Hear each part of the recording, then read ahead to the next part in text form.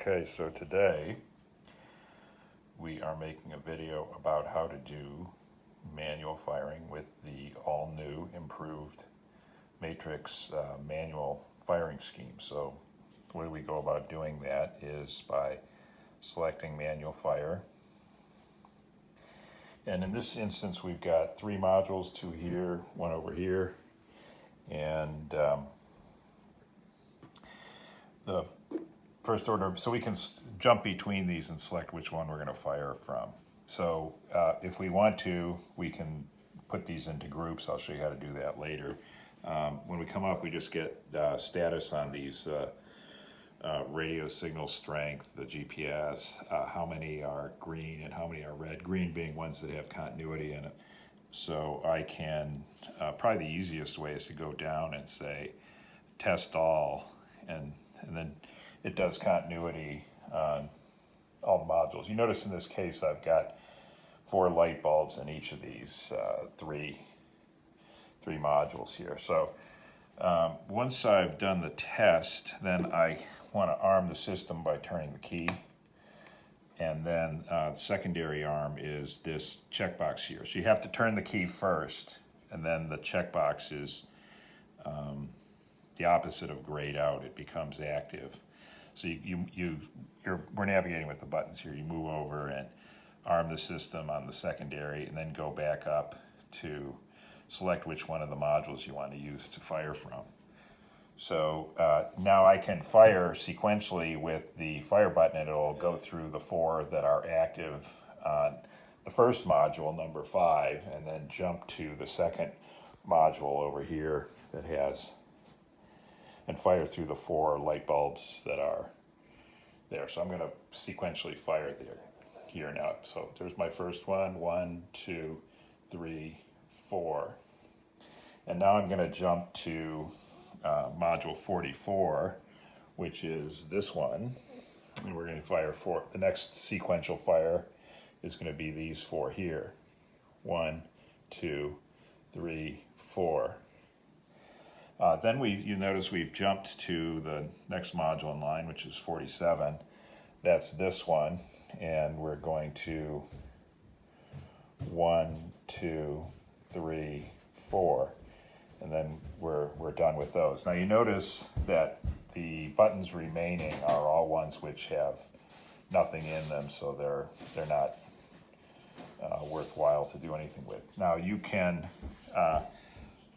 notice that next to the arm checkbox, there's a timer that starts on the first cue that gives you an idea of how much time has elapsed in the show. Other things that are noteworthy are that you can expand any one of these modules and find out what its status is by selecting it.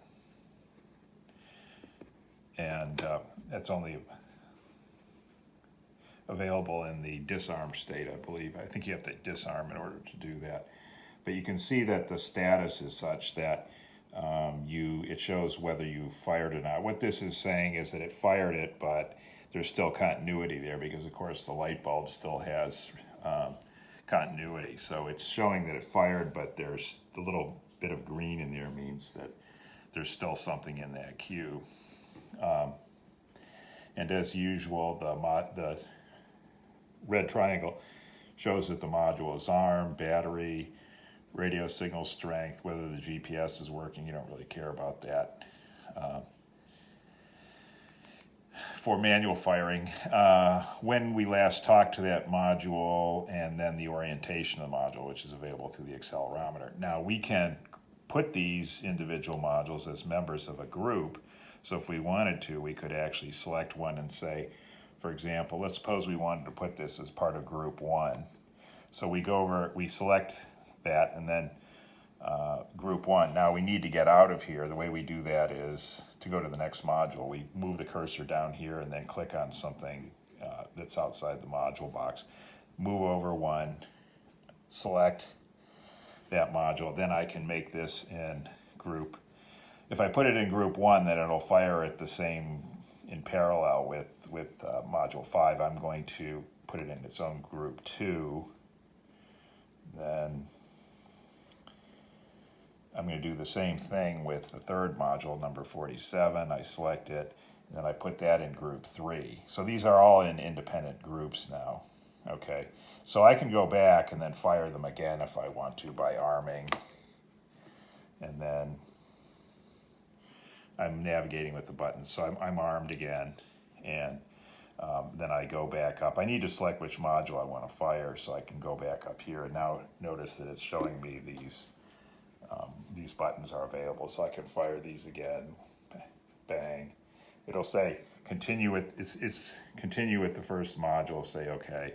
So it goes back with to that one. And I can bang, bang, bang, bang. Then it moves to the second module again. 1, 2, 3, 4. Jumps to the third module. 1, 2, 3, 4.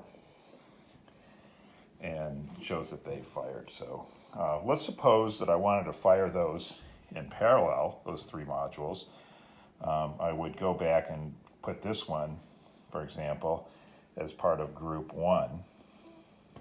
So I need to disarm, and I select that. And now I'm going to change this 3 to a 1. So notice now he's part of group 1. Then I move on to him, the one in the middle. I'm going to make him part of group 1 as well. So now he's part of group 1. And now notice it's showing all 3 of them as having the status of all 3 of those in that group as a part of that. Likewise here. Okay, so now I'm ready to go if I want to fire these 3 in parallel. And I'll bring this one over here so you can see it. Put this together with these.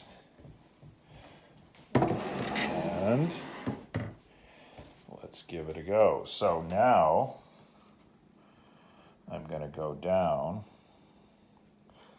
and turn the arm. I'm going to arm again, and my secondary arm becomes available. I enable it, and then I go back, navigate my way back up here, and I can pick any one of these 3, I guess. And then I can just fire these in sequence to get in parallel at this point. Continue with first module, yes.